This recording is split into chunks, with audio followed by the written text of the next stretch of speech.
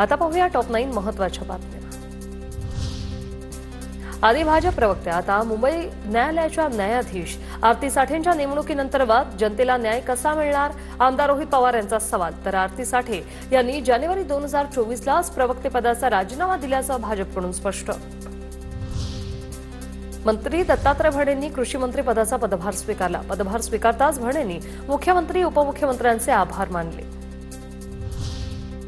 शिंदेंच्या सेनेचे आणि राष्ट्रवादीचे अनेक मंत्री फक्त नावापुरते, त्यांच्या खात्याचे अधिकार स्वतः मुख्यमंत्री घेतात। वैभव नाईकांची टीका, प्रत्येक निर्णयात मुख्यमंत्र्यांचा हस्तक्षेप असल्याची टीका।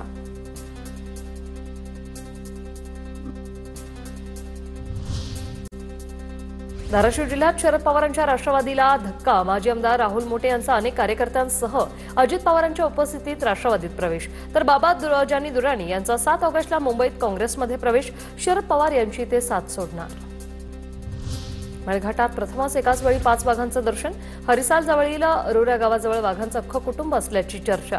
मेळघाटात पहिल्यांदा 5 वाघ एकत्र दिसल्याने अनेकांनी ते दृश्य मोबाईलमध्ये टिपलंय। कोकणातील 699 गावांमधून हायस्पीड ग्रीनफील्ड महामार्ग जाणार। ग्रीनफील्ड महामार्गाने मुंबई कोकण अंतर 4 ते 5 तासांवर येणार। 376 किलोमीटरच्या महामार्गावर 41 बोगदे, 51 मोठे ब्रिज आणि 68 ओव्हरपास असणार। पालघरमध्ये आंदोलन करणाऱ्या कामगारांना चिरडण्याचा प्रयत्न, कंपनीच्या वयोवृद्ध मालकीणीचा माजरुडेपणा समोर। दुर्घटनेत 3 ते 4 महिला कामगार जखमी, वेळेपेक्षा अधिकचं काम करावं लागत असल्याने कामगारांचं आंदोलन। मनसेच्या इशाऱ्यानंतर मराठी चित्रपटांना मल्टिप्लेक्स व थिएटरमध्ये स्क्रीन्स उपलब्ध व्हावी यासाठी एक स्पेशल कमिटी, पुढील 3 महिन्यात होणार अहवाल सादर। जळगावच्या सराफा बाजारात सोन्या चांदीच्या दरात पुन्हा वाढ, सोन्याच्या दरात 1700 रुपयांनी वाढ, तर सोनं प्रतितोळा 1,02,000 रुपयांवर, चांदी 1,13,000 वर।